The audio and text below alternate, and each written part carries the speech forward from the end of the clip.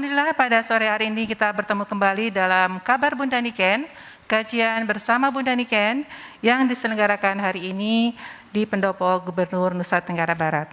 Alhamdulillah hari ini telah hadir bersama kita beberapa narasumber yang insya Allah akan bersama-sama kita berdiskusi mengenai perilaku beragama pada remaja atau religiusitas pada remaja.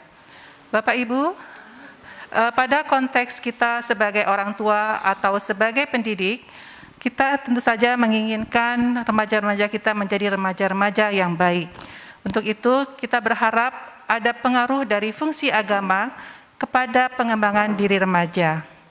Kita berharap agar agama yang dianut oleh anak-anak kita bisa menjadi kontrol atau menjadi alat kendali bagi mereka ketika mereka bertindak, ketika mereka melakukan pengambilan keputusan. Kita juga berharap bahwa agama bisa meningkatkan ketangguhan anak kita dan pada akhirnya agama juga bisa menjadi alat untuk mengurangi tingkat kenakalan remaja.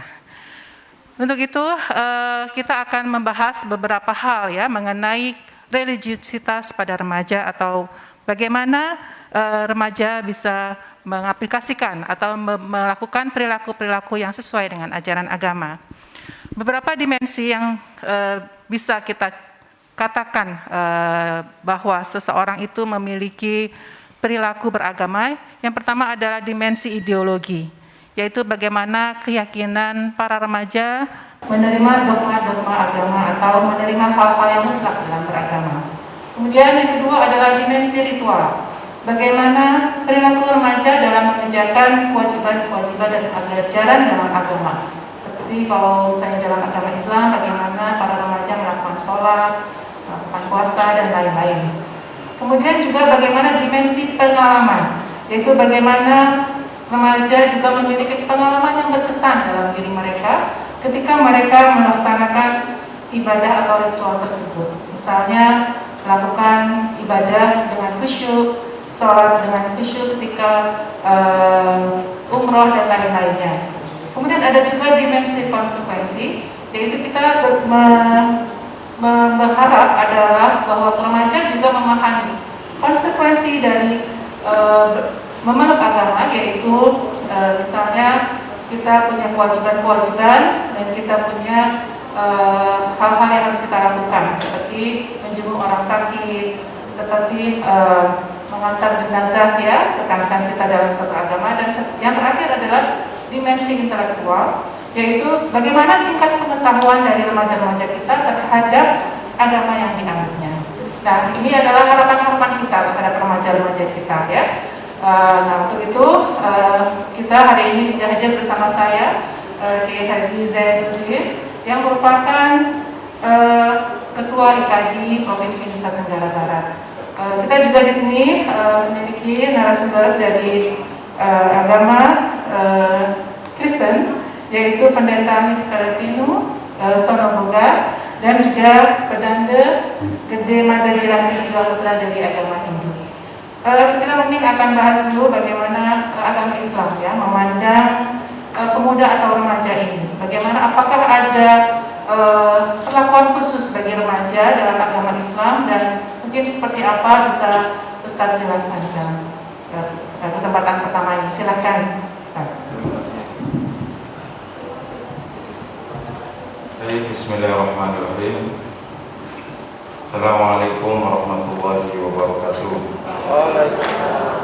Alhamdulillahirabbil alamin, wassalatu wassalamu ala asyrofil anbiya'i wal mursalin wa ala alihi wa ashabihi ajmain, amma ba'd. Bunda Niken yang saya muliakan, yang sama-sama kita hormati, Bapak Ibu para tamu undangan, para pemuda, para remaja, alhamdulillah. Selamat sore semuanya. Semoga senantiasa Tuhan memberkati kita semua di sore hari ini, insya Allah. Bapak Ibu, para pemuda, para remaja, tadi disampaikan oleh Bunda bahwa bagaimana pandangan untuk pertama agama Islam dulu tentang pemuda ini. Hadirin, terutama kepada saudaraku yang Muslim, Islam sangat besar sekali perhatiannya kepada para pemuda dan remaja ini. Sampai-sampai saudaraku ada surat di Al-Quran nama surat itu mengisahkan tentang pemuda dan remaja. Sekelompok 7 pemuda yang istiqomah. Dalam surat apa, Bu? Al-Kahfi.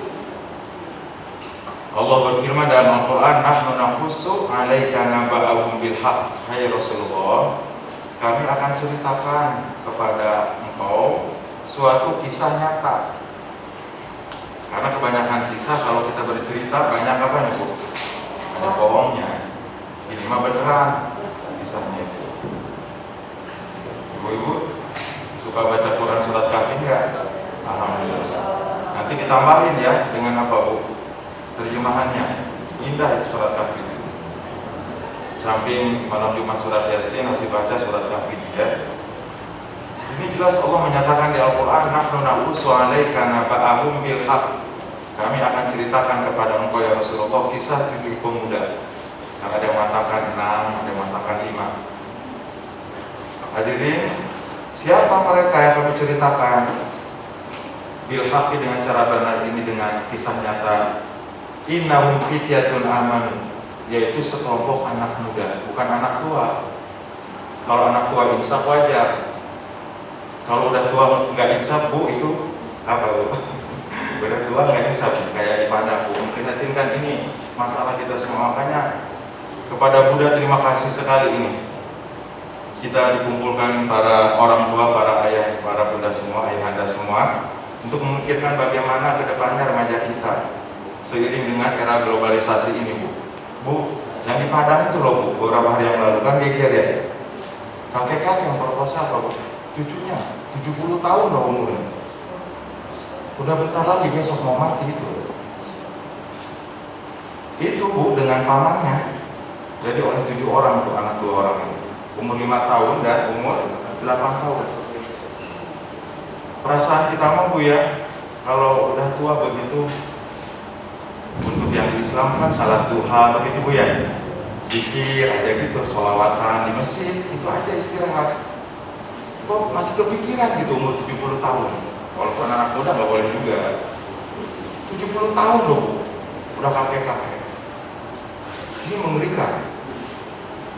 Jadi kami akan ceritakan anak muda fityatun amanu, yang beriman kepada Allah, wa zidnahum huda, dan kami berikan petunjuk sampai wafatnya. Ditidurkan berapa tahun, Bu? 309 tahun di goa. Yang beberapa tahun yang lalu goanya baru ditemukan oleh arkeolog Inggris di Yordania. Kemungkinannya itu. Kata para ulama, kami akan ceritakan anak-anak muda, bukan orang-orang tua. Karena, mohon maaf saudara yang lain, biasanya kan identik itu anak muda pada nakal. Ini mah enggak. Makanya enggak disebutin di daerah mana itu, namanya siapa. Dan rajanya waktu itu siapa enggak diketahui.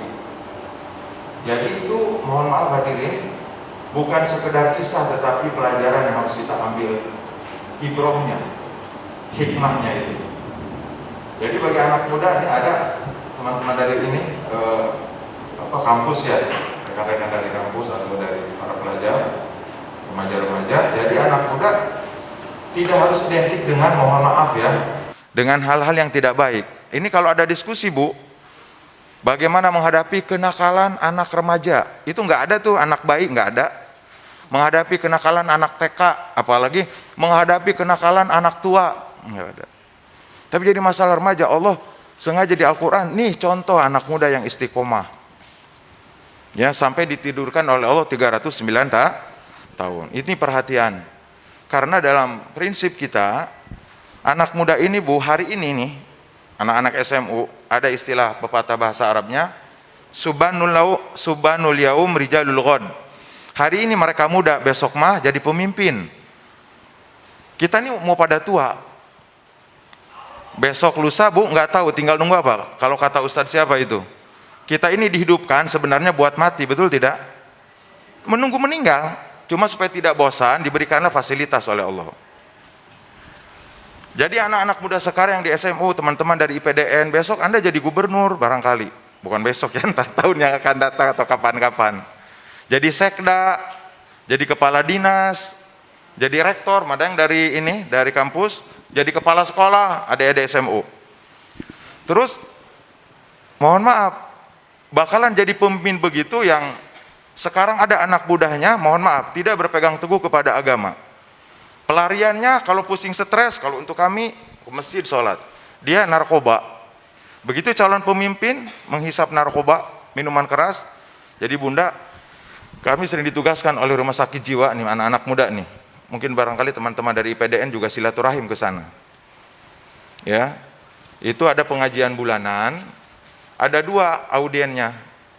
Pertama, mohon maaf 3 ya, untuk para karyawan, para pegawai rumah sakit jiwa. Yang kedua, yang kena gangguan jiwanya agak ringan, udah mulai agak sembuh. Yang ketiga, khusus di ruangan anggrek itu ada untuk perawatan narkoba. Dan itu rata-rata anak muda, remaja, bahkan anak-anak SMP. Anak-anak SMP, Bu, kena narkoba itu. Ini memprihatinkan. Ya, jadi sekali lagi, dalam Islam sangat perhatian sekali, apalagi hadis-hadis banyak. 7 golongan yang akan masuk surga, yang pasti dinaungi di padang mahsyar, yang Allah tidak naungan kecuali naungan Allah. Di antaranya apa, Bu? Syabun, syak besar ya, syabun, jadi syabab, anak muda, remaja yang tumbuh taat kepada Allah. Nabi Yusuf alaihissalam kan muda itu. Jadi banyak contoh-contoh itu. Jadi anak-anak muda tidak harus kelapa muda kupas-kupasin, biar dah masih muda puas-puasin dulu, begitu. Enggak. Puasin dalam kreativitas, hal-hal yang positif silahkan. Kalau kita mah adik-adik ya, mumpung masih muda, kita mah kan udah pada berkeluarga, tanggung jawab banyak, anak-anak, keluarga dan yang lain sebagainya ya, nafkah. Kalau Anda kan tidak, mumpung masih sendirian, semangat begitu. Makanya kita bangga tuh, Bu. Ada yang pinter banget ya, SMU akselerasi itu, Bu ya. SMU-nya cuma 3 tahun, kuliahnya cuma 3 tahun, MA magister 2 tahun, doktor 2 tahun, Masya Allah. Ini ada anak kita, Bu, 8 tahun, Bu, kuliah, mau di DO nggak lulus-lulus. Gitu kerjaannya, nongkrong. Kan sekarang banyak kafe, bukan tidak boleh ya, silahkan aja. Tiap malam di kafe melulu. Begitu, habis uang dari orang tua. Tahu Bapak Ibu, pas ujian plagiat, nyontek. Nanti skripsinya plagiat. 0 ilmunya. Nah, makanya sangat bersyukur kepada Bunda. Ini semua masalah kita bersama. Yang terakhir, Bunda ya, sebelum kejadian di Padang, Bu, mohon maaf. Itu kejadian 2016, lama ya sebelum Covid. Di mana, Bu? Di Bengkulu. Ada anak SMP, namanya Yuyun. Mohon maaf kalau ada nama yang sama. Kelas 2 SMP mau hari Diknas 2 Mei. Mau hari pendidikan ya. Kebangkitan apa pendidikan 2 Mei, mohon maaf nih. Hari pendidikan. Iya, pendidikan. Mau ada upacara hari Senin. Kata ibunya, itu biru dongkernya sobek. Jadi mau pinjem tuh ke rumah teman karena di ladang rumahnya agak jauh. 1 kiloan. Siang-siang jam 1. Mama, Bu, mau pinjem biru dongker dulu, rok biru dongker SMP. Besok mau pembaca Pancasila gitu. Mau ke rumah teman di sana. Kata ibunya, kok nggak pulang-pulang? Jam 2, jam 3 ditunggu sampai asar, malam nggak pulang-pulang. Masya Allah, dicari sampai besoknya ditemukan di tebing. Dikejar sama Pak polisi, ditangkepin Pak, anak-anak remaja ternyata. Yang sebagiannya tuh kakak kelasnya dia, kelas 3 dan ada kelas SMU. Jadi cerita yang melakukan itu ketika pulang sendirian, Bu, sedang pesta miras. Anak-anak remaja ditarik, dicekokin. Akhirnya terjadilah apa yang terjadi. Yang paling membuat polisi kesal, Bu, persaksian yang mandiin. Bapak polisi tanyakan ke dia, kenapa itu tulang rusuknya Yuyun semua patah? Tulang rusuknya. Diapain itu kamu? Anak orang. Kita, Pak, habis diperkosa, kita bunuh dia nggak mati-mati, kita injek-injek katanya apanya? Tulang rusuknya. Begitu anak muda calon pemimpin, narkoba pesta miras, sedih kita, mohon maaf ya, dan itu muslim. Sampai Menteri Pendidikan, Menteri Peranan Wanita pada datang tuh ke Bengkulu, ke daerah itu. Gubernurnya gue datang. Sedih kita, ibu-ibu, diinjek-injek itu karena mabok, nggak ingat, tulang rusuknya patah semua. Persaksian yang mandiin. Ya Allah, para remaja. Itu kalau dibahas ya kriminal, polisi yang lebih tahu, lebih banyak. Cuma itu yang memprihatinkan, saudaraku. ini menjadi pikiran kita semua. Itu Bu ya. Iya, Itu saja jadi mungkin kesimpulannya sekilas. Ustadz, betapa pemuda-pemuda yang jauh dari agama bisa melakukan kerusakan yang besar, tapi kita jangan putus asa dan jangan khawatir karena dari ajaran agama kita juga diceritakan bahwa masih ada pemuda-pemuda yang Baik. tumbuh dengan baik, menjadi pemuda-pemuda yang taat beragama dan menjadi contoh bagi kita semua. Dan agama kita, agama Islam, agama yang lain-lain semuanya sangat memberi perhatian terhadap pemuda-pemuda yang baik ini dan memberi penghargaan yang cukup besar, yang besar ya bahkan ya, dengan menjanjikan ada pahala yang baik, yang banyak bagi anak-anak yang bisa menghabiskan masa mudanya dalam kebaikan. Terima kasih gitu Ustaz ya.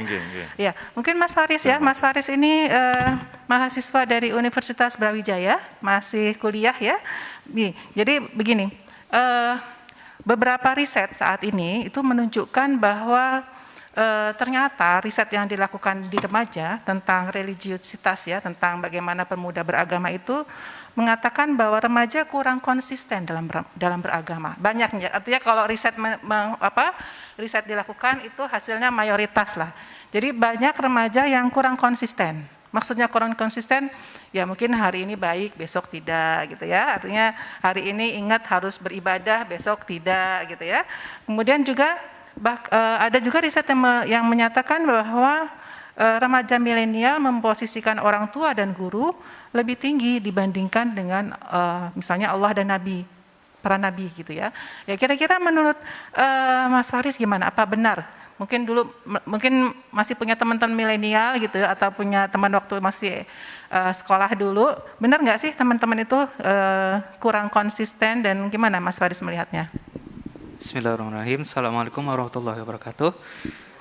Sebelumnya saya ucapkan terima kasih kepada Bunda Niken, kepada jajaran panitia dan peserta yang sudah hadir, peserta yang terhormat atas kehadirannya di sini dalam menyukseskan acara kajian bareng Bunda Niken ini. Menjawab pertanyaan dari Bunda Niken tentang pemuda, tentang remaja yang kemudian mengenyampingkan agama, hasil riset tadi. Pada lapangannya saya melihat hal tersebut bisa dikatakan sebagai fakta untuk beberapa daerah tertentu atau lingkungan tertentu. Saya ada teman waktu saya SMP di Pondok, SMP sampai SMA di Pondok di Jawa Barat, dan kemudian selama SMP itu saya memiliki teman yang dia selama di SMP itu tampak ceria saja, tampak seperti tidak ada masalah. Namun ketika dia lulus dari SMP dan pindah ke SMA biasa, sekolah negeri, di mana lingkungan yang bisa dibilang di lingkungan yang dipenuhi dengan warna-warna agama seperti di pondok pesantren, begitu, dia tidak dapatkan di luar. Sehingga kemudian ketika dia ada masalah, kegalauan itu tidak bisa dikeluarkan, tidak bisa dia lampiaskan bersama teman-temannya yang memiliki pemikiran yang sama, yang memiliki pemahaman agama yang sama. Secara kualitas mereka sama, mendapatkan pemahaman ilmu yang sama. Hingga akhirnya ketika permasalahan yang ia dapatkan ketika SMA dan tidak didukung dengan lingkungan yang baik, dia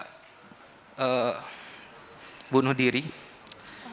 Dengan di SMA bunuh diri, Mas Faris? Iya, ketika SMA, ketika dia kelas 10, dia bunuh diri, dan itu kami mendengarnya cukup shock, sangat terpukul, karena teman baik kita selama SMP yang terlihat dia sangat ceria, dia seperti tidak ada masalah, dan ternyata ketika dia keluar, dia tidak punya kawan-kawan yang memiliki pemahaman agama yang sama, tidak punya lingkungan yang seperti dulu, dan akhirnya dia memutuskan untuk bunuh diri, yang mana dalam Islam tentunya itu sesuatu yang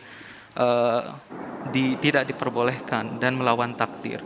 Begitu. Dia bunuh diri, ada beritanya keluar dan kita juga baca beritanya itu. Dia bunuh diri, ibu-ibu, bapak-bapak, dia bunuh diri dengan cara menggantungkan diri menggunakan dasi sekolahnya dan lengkap menggunakan seragam sekolahnya, pulang sekolah begitu. Dan kami shock melihat itu, dan sampai kami juga heran, bagaimana bisa seorang alumni pondok pesantren melakukan tindakan yang bisa dibilang bodoh begitu, karena membunuh dirinya sendiri seperti itu. Dan ternyata memang lingkungan itu sangat berpengaruh, Bunda. Jadi orang yang kenal akan agama, yang diberikan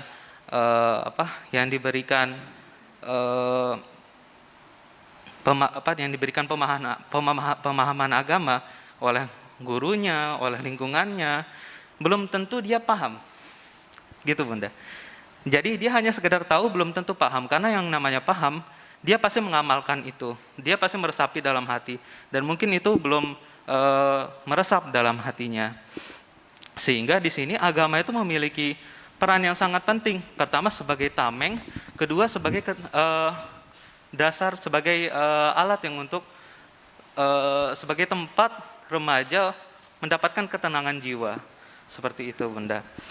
Ya, jadi tadi itu contoh ya betapa memang remaja itu masih belum bisa konsisten, masih kadang-kadang dengan kelabilan ya, mungkin masih labil dari sisi emosi, kemudian ketidakmampuan dalam menghadapi masalah-masalah, mengambil jalan pintas ya.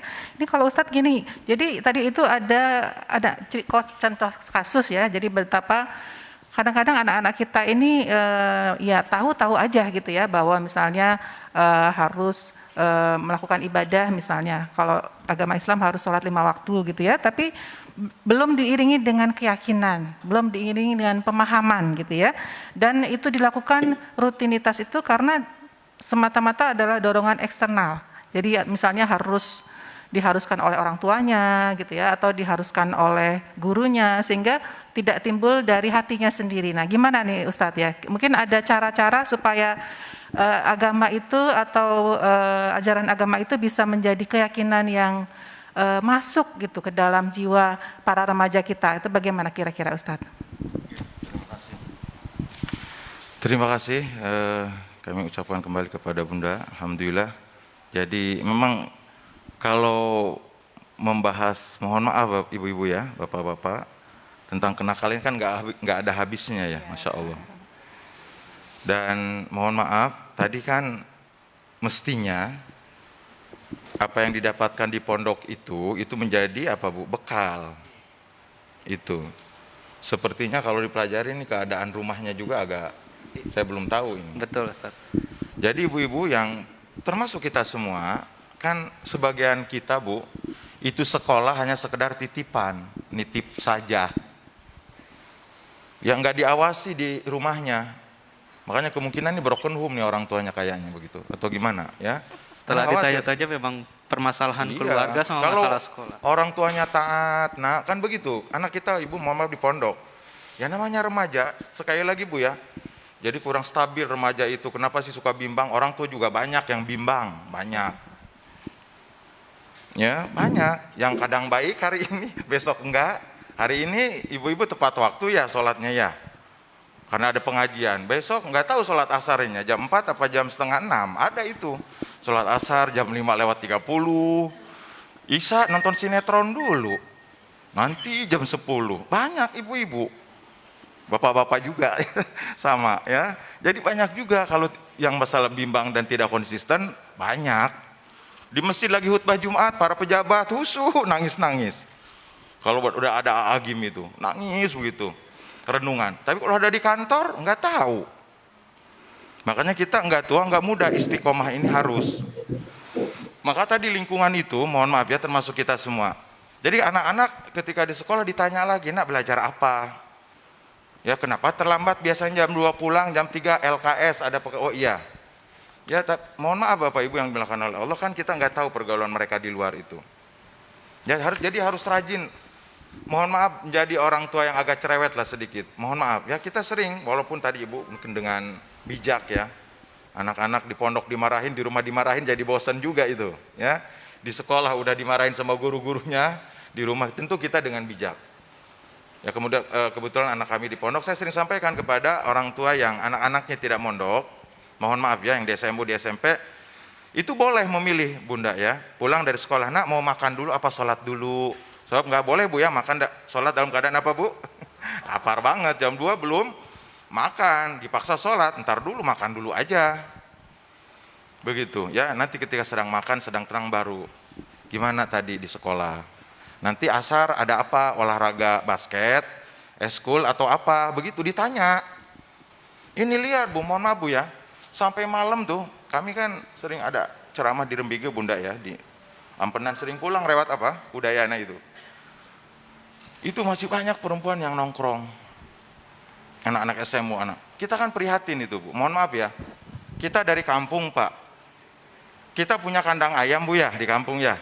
Pagi dikeluarin, sore dikandangin Bu. Itu kalau anak ayam Bangkok nggak pulang kandang, dicari apa tidak? Dicari Pak. Burung kecepret lah Bu, burung itu tuh. Ya, burung apa namanya, binatang peliharaan yang agak-agak mahal kayak kucing Persia apa begitu, ikan lohan. Kalau hilang tuh dicari. Kalau anaknya tidak pulang waktu maghrib dicari nggak? Dicari ibu-ibu Maya, tapi ada yang nggak dicari itu. Kalau anak ayam Bangkok hilang, mana ini ribut se-RT. Tapi anaknya nggak pulang waktu maghrib, diem aja. Kan aneh. Kan kita mah yang muslim kan Bu, di antara yang akan terus menerus pahala ke alam kubur kan 3 Bu ya, tidak terputus. Sedekah jariyah Bu ya, kemudian apa lagi Bu? Ilmu yang bermanfaat nih kayak begini, ntar diajarin ke anak-anaknya. Kemudian yang ketiga, anak soleh mendoakan orang tua. Nggak ada anak ayam Bangkok mendoakan orang tua. Ada nggak? Maka perhatiannya harus begitu. Bukan tidak boleh senang sama kucing Persia, sama hewan peliharaan, boleh aja. Tapi jangan sampai mohon maaf ini mas serius banget yang itu. Makanya ya barangkali kurang perhatian orang tua. Tanya broken home. Jadi kalau kita, mohon maaf ibu-ibu yang hadir bapak-bapak, kalau menyekolahkan anak bukan hanya sekedar dititip, ini kan kebanyakan dititip. Sekedar nitip, nanti nggak diawasi di rumahnya. Padahal lebih banyak kita bergaul Bu dengan anak di mana Bu? Di rumah. Mohon maaf Bunda ya, kita sekali lagi bukan menginginkan diri, dari kecil anak-anak kita untuk ke masjid. Walaupun mohon maaf bapak-bapak, ibu-ibu yang lain, itu Ustaz gimana katanya, kok mohon maaf makin ngerti agama makin tidak benar. Ada isu-isu apa Bu? Terpapar radikal, itu tidak benar belajarnya Pak, kita tegaskan. Tidak benar belajarnya. Salah penafsiran. Dia tidak berguru kepada orang-orang yang berilmu. Dan pernah kami ketemu begitu anak-anak muda baca dengan terjemahan semangatnya, udah kita nasihati, tanya kepada ulama, ada tuan-tuan guru kita kalau di sini, begitu rata-rata, dia salah jalan dia. Mohon maaf ya, itu salah jalan. Karena Rasulullah jauh dari itu Bapak Ibu. Bayangkan Bu, Bunda ya, mohon maaf sekali, mohon maaf.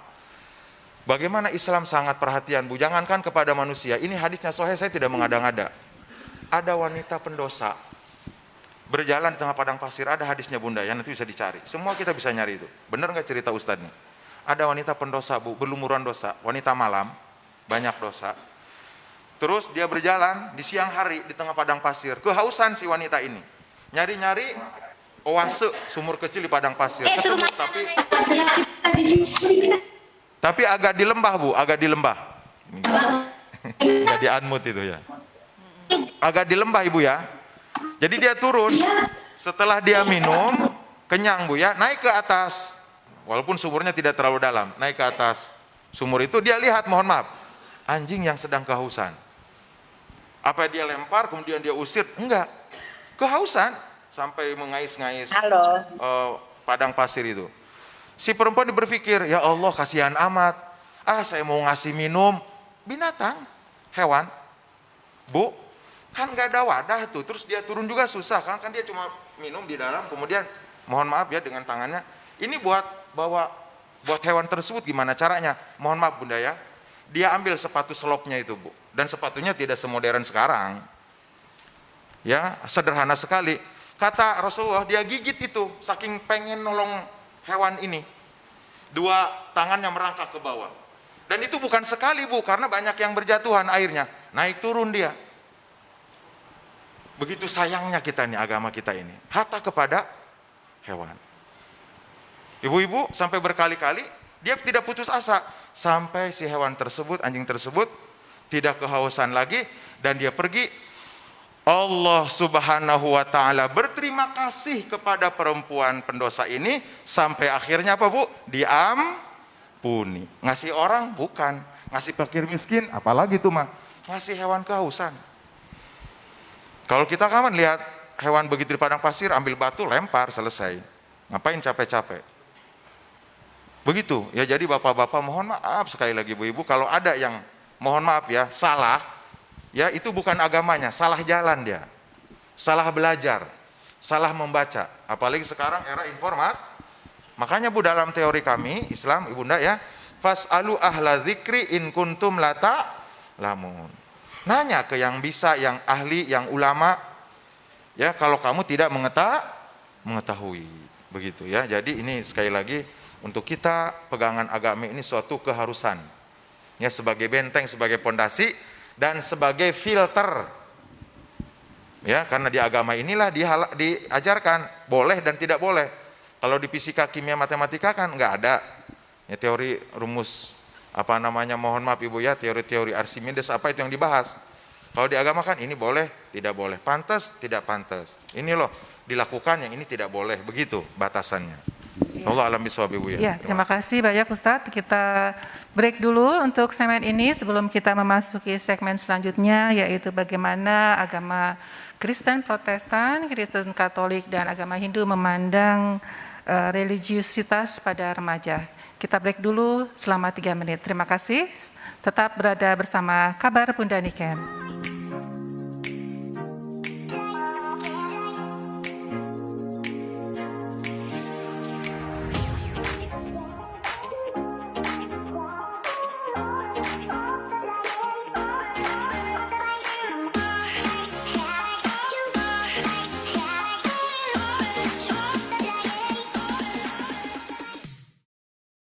Para pemirsa, tentu saja kita menginginkan kita memiliki remaja-remaja yang memiliki keyakinan yang kuat pada agamanya dan menjalankannya dengan sungguh-sungguh, menjadi pemuda-pemuda yang beriman dan bertakwa.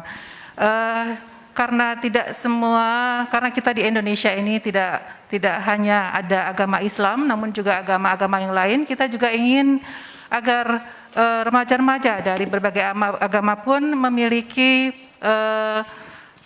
kekuatan dan ketangguhan beragama yang sama.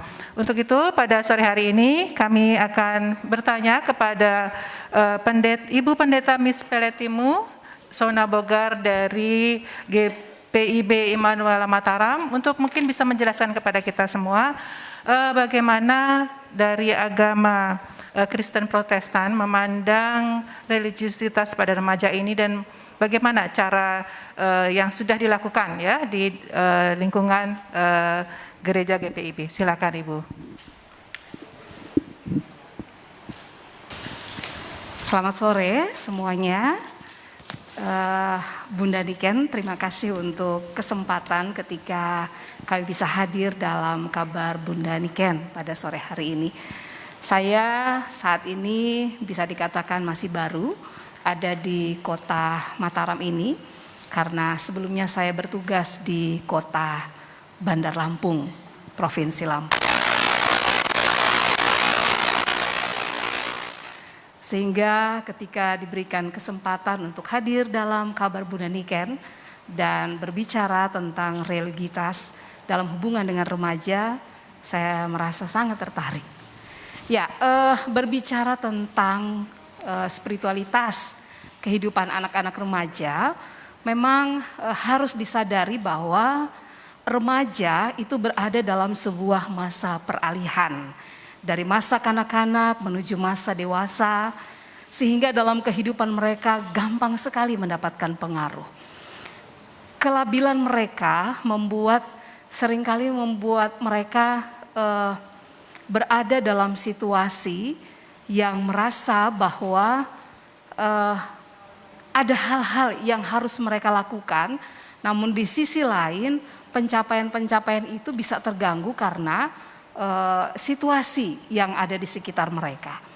Nah, dalam tantangan mereka untuk melakukan hal-hal yang luar biasa, keingintahuan yang luar biasa, dibutuhkan bagaimana mereka bisa menyaring berbagai hal sehingga mereka bisa tetap berada dalam koridor yang baik. Nah, agama atau religiusitas, spiritualitas itu merupakan hal yang penting dalam kehidupan seorang remaja. Tadi Pak Ustadz dan mahasiswa RK membicarakan bagaimana ada banyak kasus-kasus yang terjadi dalam kehidupan pemuda atau remaja. Nah, yang perlu saya informasikan di sini adalah bahwa spiritualitas yang benar, jadi hubungan yang baik dalam keyakinan agama tertentu, itu pasti akan mempengaruhi seseorang atau remaja dalam tindakannya, dalam pikirannya, seperti itu. Nah, oleh sebab itu seorang remaja kalau dalam kekristenan, kami memberikan sebuah gambaran kepada mereka dalam sebuah pemahaman sebagai seorang manusia, karena remaja juga adalah manusia ciptaan Allah yang sempurna. Mereka harus memahami tentang siapa diri mereka, citra diri mereka, dan apa tujuan yang Tuhan kehendaki untuk mereka ada di tengah-tengah dunia ini.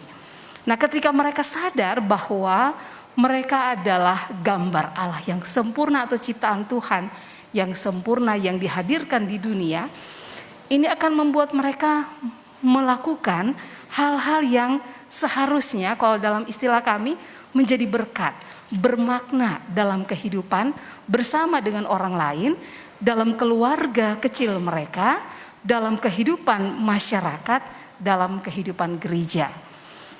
Nah, selain itu gereja dalam hal ini juga tentu harus memberikan banyak pembinaan. Jadi cara berpikir itu dibentuk terlebih dahulu agar mereka paham tentang diri mereka dan tujuan hidup, kemudian memberikan pendampingan, karena ketika mereka tidak melakukan apapun, pengaruh-pengaruh yang dari luar itu datang, itu sangat bisa saja menggoyahkan mereka. Nah, itu sebabnya gereja yang saat ini dilakukan, misalnya ada kegiatan-kegiatan positif, paduan suara, begitu ya, vokal group, atau pembinaan-pembinaan yang dilakukan seperti itu untuk membuat mereka menjadi seperti yang dikatakan tadi, menjadi orang-orang muda yang tangguh, karena mereka punya daya potensi yang sangat luar biasa. Bukan hanya dalam kehidupan bergereja tentunya ya, kalau dalam kehidupan beragama Kristen, tapi kami meyakini bahwa ketika dirimu hidup dimanapun engkau dihadirkan Tuhan, maka kehadiranmu harus menjadi seseorang yang memiliki makna, begitu, bermakna bagi orang lain. Karena disitulah tujuan kehidupan itu sendiri, dengan kata lain menjadi berkat bagi orang lain. Terima kasih. Iya, terima kasih banyak Pendeta Mispeletimu ya. Tadi artinya bahwa pembinaan remajanya dilakukan dengan memberikan pemahaman, kemudian juga memberikan lingkungan yang baik berupa kegiatan-kegiatan yang berada di seputar tempat ibadah yaitu gereja ya. Terima kasih sekali, menarik sekali. Kita juga mungkin agama Islam semacam itu dan semua agama juga mungkin semacam itu. Namun kita sepertinya ingin juga mendengar bagaimana agama Hindu, Pedanda Gede Mada Jelantik Jiwa Putra mungkin bisa jelaskan bagaimana konsep religiusitas, bagaimana remaja juga mungkin diajarkan untuk membersihkan jiwa mereka gitu ya, dan bagaimana lingkungan di lingkungan hidup juga membantu hal itu. Silakan, Pedanda. Terima kasih atas kesempatan yang diberikan kepada kami oleh pembawa acara, oleh Bu Niken, di mana pertemuan di hari ini atas karunia Tuhan di Desa Yang Wiliwase kami bisa berjumpa bersama Ibu Niken yang mengadakan acara Kabar Bunda Niken, di mana kami sangat apresiasi sekali dengan adanya acara ini. Kita bisa berkumpul bersama-sama tokoh-tokoh agama, ulama baik dari Islam, Kristen, Buddha, Hindu, dan membawa anak-anak mudanya untuk hadir di sini. Kami juga bawa anak muda tadi. Khusus untuk umat Hindu, kami di agama Hindu itu, apalagi sekarang memang permasalahan pemuda ini memang bagian dari kita semua. Apalagi kita lihat di medsos, di di snack video macam-macam ya, di YouTube ya, macam-macam kejadian-kejadian di anak-anak muda itu. Karena memang anak muda ini bagian dari kita semua. Istilahnya anak muda ini pada umur-umurnya mereka menjadi pemuda ini rasa ingin tahunya yang sangat luar biasa. Pengalaman kami di masyarakat begitu. Memang banyak masalah-masalah pemuda, baik masalah-masalah keumatan yang kami jumpa itu, yang datang ke gereja itu untuk minta semacam healing lagi itu, untuk menyadarkan mereka dari masalahnya. Banyak kami hadapi begitu di masyarakat.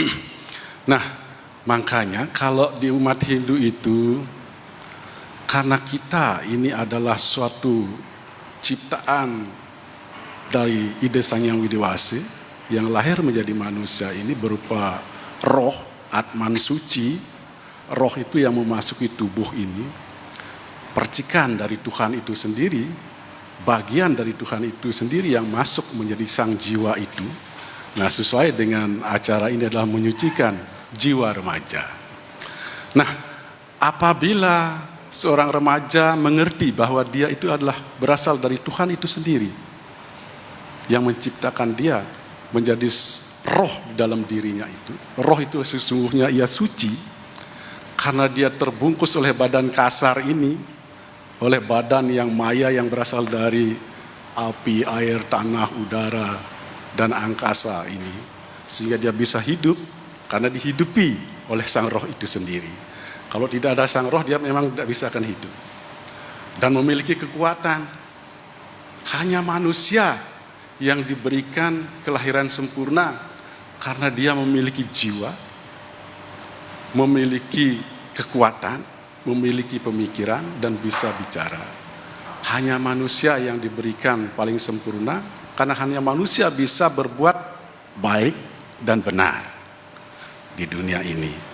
Makanya manusia itu dibilang makhluk sempurna daripada yang ciptaan yang lain. Nah, apabila pemuda-pemuda ini mengerti bahwa asalnya itu adalah roh suci, maka ia akan sadar dengan dirinya. Dia akan lebih berperilaku yang susila, yang santun, hormat terhadap orang tua yang kita harapkan kepada pemuda-pemuda kita menjadi generasi milenial ini. Di zaman milenial ini memang untuk tuntunan agama itu sangat luas sekarang. Makanya kami untuk menyadarkan, untuk menuntun generasi muda, kami buat grup-grup gitu, grup-grup WA. Nah, di sana dia boleh menulis tentang agama, menulis tentang sosial, menulis tentang bagaimana keahliannya di bidang spiritual, baik itu menulis bidang-bidang yang lain untuk kemajuan, kemandirian, untuk berekonomi. Nah, itu kita di sana saling isi-mengisi, sharing sifatnya bersama pemuda-pemuda ini. Karena banyak pemuda-pemuda ini yang luar biasa juga dalam spiritual keagamaannya itu. Baik dari umat muslim, kami ada juga punya gitu, grup-grup gitu. Kita tukar pikiran gitu. Nah, memang kemajuan zaman ini yang sangat luar biasa sekarang ini pengaruhnya. Tapi kalau kita menyadari, kita terutama orang-orang tua ini harus mengikuti keadaan zaman ini. Bagaimana caranya kita membina pemuda-pemuda kita biar betul-betul mereka terarah. Mereka menjadi pemuda yang religion gitu, yang beriman, kuat imannya terhadap Tuhannya, takwa terhadap agamanya masing-masing, dan dia memiliki semangat untuk maju. Nah, ini untuk maju di segala bidang. Dan memiliki budaya, berbudaya begitu. Itu yang kita harapkan. Karena kalau sudah pemuda itu, kalau di Hindu itu ada fase-fasenya. Istilahnya ada brahmacari, fasenya dari umur 0 sampai 30 tahun itu dia menuntut ilmu. semua macam ilmu pengetahuan, baik ilmu agama, baik ilmu hidup, ilmu ekonomi, dan ilmu-ilmu yang lain. Nah, setelah mereka umur maksimal lah itu 23 tahun, maksimalnya 30, minimalnya 23 tahun kan mereka sudah sarjana. Berarti mereka sudah harus siap memasuki dunia kerja. Harus menyiapkan dirinya memasuki dunia kerja. Karena tanpa kerja mereka tidak akan sempurna, baik itu berumah tangga. Karena akan menafkahi istri dan anaknya. Nah, setelah mereka bisa mendapatkan penghasilan untuk menghidupi keluarganya, baru mereka harus berpikir menikah. Nah, di sini disebut gerhaste, berkeluarga gitu, membina rumah tangga yang sakinah tujuannya di sini. Hidup berumah tangga, membina putra dan putrinya, menyekolahkannya sehingga bisa memajukan dirinya sendiri, bangsa dan negaranya. Menjadi putra yang utama begitu, bisa bermanfaat bagi bangsa dan negara. Setelah itu produktifnya seorang yang berumah tangga itu sampai 60 tahun. Dari 30 tahun produktif kita itu. Kita membina rumah tangga, mengurus istri dan anak, bekerja, istilahnya bersosial masyarakat. Nah, setelah umur 60-70 ini masuk fase kita sudah tua. Istilahnya memperbanyak spiritual di sini, mendekatkan diri. Kita sudah disebut wanapraste. Istilahnya kalau di zaman sekarang pensiun gitu. Waktu untuk happy gitu bersama istri. Nah, tidak lagi mengurus putra-putrinya ini, tidak lagi disuruh kita untuk mencarikan uang misalnya cucunya, mencarikan uang anaknya lagi gitu. Kita sudah tua ini lagi dipaksa-paksa gitu. Nah, inilah fasenya. Fase untuk lebih banyak menghadap Tuhan gitu. Ya, misalnya sembahyangnya lebih diperbanyak, waktu-waktu yang untuk regionnya diperbanyak. Nah, setelah 60, 70, 80, 90, nah itu sudah fase disebut biksuke. Biksuke itu sudah akan menanti mati. Ada persiapan di sana untuk menanti kematian itu, biar kita juga matinya besok, lahirnya menangis, matinya supaya bisa tersenyum gitu, ikhlas gitu. Ikhlas karena buah pahala karma kita di dunia ini sudah cukup untuk kita bawa gitu. Nah, kalau di Hindu itu ada istilahnya supaya menyatu sama Tuhan gitu. Tidak bawa karma gitu. Meninggal tidak bawa buah pahala gitu. Kosong gitu. Kembali kepada kosong. Dan kalau mereka belum bisa menyatu sama Tuhan, dia akan lahir kembali. Dia mencapai surga dan neraka gitu. Ada jenjangnya, pintunya itu di sana, dia tangganya di surga dan neraka itu. Yeah. Nah, untuk mencapai moksa inilah di dalam ajaran Hindu itu. Nah, kalau sudah generasi muda ini kami kira begitu, karena ini permasalahan generasi muda, permasalahan kita bersama, permasalahan berbangsa dan bernegara di zaman ini, memang pengaruh lingkungan yang sangat membentuk karakter ini. Kadang-kadang di rumah dia bisa dia bisa rajin sembahyang, dia bisa hormat terhadap orang tua. Tapi begitu dia keluar, bertemu dengan temannya, nah ini harus memang ada kebebasan, kita berikan kebebasan, tapi harus diperhatikan gitu. Orang-orang tua, peran-peran orang tua di sini harus betul-betul istilahnya sering bergaul sama putra-putrinya gitu, supaya tahu permasalahannya yang persis gitu. Kadang-kadang ada pemuda yang tertutup. Muda-mudi ini tidak mau mengatakan kesusahan hatinya gitu, diam gitu. Nah, itu peran orang tua sangat diperlukan, supaya jangan menjaga jarak dengan putra dan putrinya. Nah, mungkin sekian dulu dari kami. Terima kasih banyak ya, Perdana Gede Mada Jelanti Jiwa Putra tadi sudah menerangkan sedikit tentang bagaimana agama Hindu menjelaskan kepada para penganutnya, terutama para remaja, untuk bisa memahami proses-proses hidup, kemudian juga bagaimana peran orang tua bisa menjaga para remajanya, dan juga tadi ada yang unik, yaitu bagaimana agar remaja-remaja memiliki grup-grup WA ya, membicarakan masalah-masalah agamanya ya. Jadi ini juga bentuk dari kita menjaga anak-anak kita. Satu lagi yang hadir dari Gereja Katolik Ampenan, Gereja Kristen Katolik ya Bapak, Dr. Insinyur Edi Fernandes MP. Mungkin sedikit menambahkan kepada kita semua bagaimana walaupun tadi sudah disebutkan ya bagaimana apa yang bisa kita lakukan untuk menjaga remaja-remaja kita, mungkin Bapak bisa juga memberikan informasi bagaimana juga lingkungan bisa menjaga keluarga kita. Silakan Pak.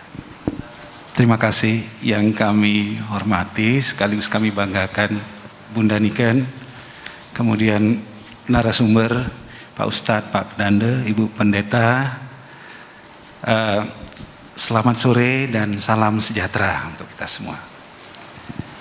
Kami mewakili pimpinan rohani yang kalau di gereja Katolik itu namanya pastor. Ya, mohon maaf, kalau di gereja Kristen itu Bapak Pendeta atau Ibu Pendeta gitu. Jadi kami mewakili Bapak Pastor dan beliau menitipkan salam hormat untuk kita semua yang hadir di sini. Bunda Niken yang kami banggakan. Jadi kami di umat Katolik yang ada di Kota Mataram ini berhimpun atau beribadah di dua gereja. Yang satunya gereja Katolik yang di sebelah timurnya Kodim ini, yang di depan rumah sakit lama.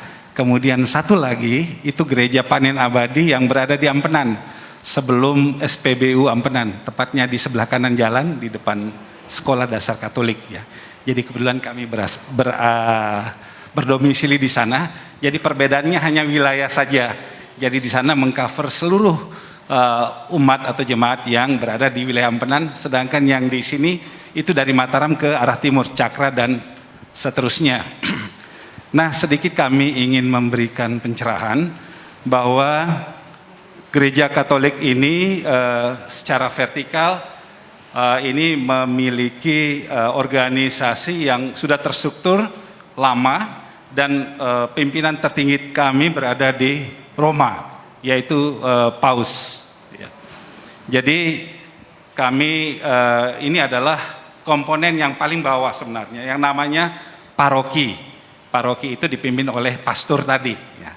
Nah, ini kemudian nanti di dalam satu negara ini pimpinan tertinggi kami adalah kardinal, itu berkedudukan di Jakarta. Nah, kardinal di seluruh dunia ini pimpinan tertinggi adalah Paus. Ya. Memang gereja Katolik ini dianggap merupakan gereja tua yang terkungkung oleh aturan-aturan lama yang cukup mengikat ya.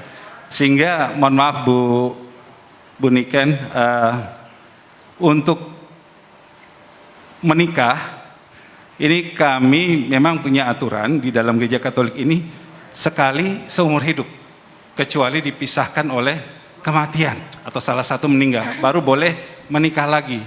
Dan itu pun kalau menikah lagi harus mendapat izin dari Roma, dari Paus. Tetapi syukurlah sekarang ini sudah dilunakkan aturan itu. Baik, sekarang kami ingin masuk kepada materi tentang bagaimana remaja ini mendapatkan pembinaan di dalam gereja. Jadi gereja menganggap bahwa remaja ini merupakan komponen yang sangat penting. Di antara umur 12 sampai 17 tahun mereka betul-betul dibina dalam kegiatan-kegiatan spiritual. Nah, di gereja Katolik ini banyak sekali kegiatan-kegiatan yang diberikan kepada anak-anak muda ini untuk mengarahkan mereka agar mereka menghasilkan kegiatan-kegiatan yang positif, bukan untuk kegiatan keagamaan, tetapi bagaimana mereka bisa membaur atau ikut dalam kegiatan ekstra di masyarakat. Nah, dari kecil atau dari remaja, anak-anak di gereja kami, gereja Katolik ini dibina biasanya dengan adanya sekolah-sekolah minggu. Pada saat kami selesai beribadah pada hari Minggu, ini ada kegiatan khusus untuk anak-anak remaja, di samping mereka mendapatkan pendidikan formal di sekolah di usia seperti itu ya, jadi di SMP maupun SMA atau SMU. Kemudian para orang tua di dalam gereja Katolik itu sadar bahwa putra-putri mereka itu harus mendapatkan pendidikan agama yang kuat. Jadi mereka biasanya diberikan peran untuk memimpin kalau ada doa atau upacara-upacara di dalam keluarga, atau juga memberikan kesempatan mengambil bagian untuk memimpin ibadat-ibadat kecil di dalam kegiatan-kegiatan di gereja. Ini untuk menempa spiritual dari remaja-remaja kami. Kemudian di dalam struktur gereja Katolik itu sendiri ada wadah kami yang namanya OMK, Orang Muda Katolik, ya semacam karang taruna lah begitu Bunda. Jadi di situ remaja-remaja ini berhimpun, kemudian diberikan kegiatan-kegiatan yang mengarah kepada pembentukan karakter yang positif, kemudian diberikan skill atau ditempa dengan kegiatan-kegiatan yang bermanfaat. Nanti pada saat mereka sudah lebih dewasa itu sudah ada bekal ya. Jadi orientasi dari kegiatan-kegiatan yang gereja Katolik berikan kepada para remaja ini, benar-benar kami sudah memikirkan bahwa nanti mereka akan menjadi tiang, bukan hanya tiang keluarga tetapi tiang untuk pembangunan agama, masyarakat dan bangsa. Sehingga kami membekali mereka ini dengan kegiatan-kegiatan yang orientasinya bukan hanya agama tetapi kegiatan-kegiatan kemasyarakatan, diikutkan pada kegiatan-kegiatan ekstra yang ada di dalam masyarakat dan juga di lingkungan tempat tinggalnya, di RT dan sebagainya. Ini para orang tua juga diharapkan untuk memberikan porsi lebih kepada anak-anak remaja kami Katolik ini untuk mereka bisa berkiprah juga di dalam masyarakat. Jadi secara spiritual begitu banyak program yang kami berikan kepada mereka. Dan apa yang disampaikan oleh Pak Ustadz tadi, Pak Pedanda dan Ibu Pendeta, ini kami pikir itu juga ada di dalam program-program apa yang kami sampaikan, dan apa yang para narasumber sampaikan tadi itu juga semua merupakan hal yang positif yang kami juga memberikan itu di dalam pendidikan kepada anak-anak muda. Ya, Demikian terima kasih Bunda, banyak. terima kasih. Ya, terima kasih Pastor ya, Dr. Insinyur Edi Fernandes dari Gereja Katolik Ampanan. Jadi memang kita lihat kesimpulkan bahwa semua agama memang melihat bahwa para pemuda, para remaja adalah aset mereka dan melakukan berbagai upaya, berbagai cara agar mereka dapat terbina dengan baik, tumbuh dengan lingkungan yang baik dan nantinya bisa menjadi pemimpin kita semua. Nah, mungkin saya ingin bertanya nih kepada Faris nih ya, intermezzo ya. Faris mungkin hidup ya dalam lingkungan yang religius, dari dari pesantren ya. Kemudian tadi juga kita singgung betapa pentingnya peran keluarga gitu ya. Nah, mungkin Faris bisa memberikan ilustrasi kepada kita semua mengapa buat Faris itu keluarga itu penting gitu. Apakah memang pernah ada dialog gitu ya tentang agama dengan orang tua gitu ya. Apakah menurut Faris itu ini penting atau cukup misalnya biasanya orang anak-anak itu dapat pelajaran agama dari gereja, dari sekolah gitu. Tapi dengan orang tua itu diskusi tentang agama itu penting nggak sih gitu loh menurut Faris sebagai seorang anak? Silakan Faris. Terima kasih Bu Niken. Menurut saya sebagai seorang anak, sebagai seorang remaja yang memang ditumbuh dalam keluarga yang sangat memegang tinggi, menjunjung tinggi agama dalam kehidupan sehari-hari. Benar adanya agama itu benar-benar harus diajarkan sejak dini, di mana itu bisa dimulai melalui pola asuh kita sebagai orang tua, dimulai dari awal. Semisal bagaimana mengajarkan seorang anak bagaimana mengajarkan anak tentang mengenal Tuhannya.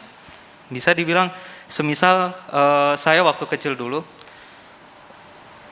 ketika saya menginginkan sesuatu, saat itu mungkin mainan, dan kondisi ekonomi keluarga saat itu mungkin masih pas-pasan sehingga belum memiliki kemampuan untuk membeli mainan tersebut untuk saya.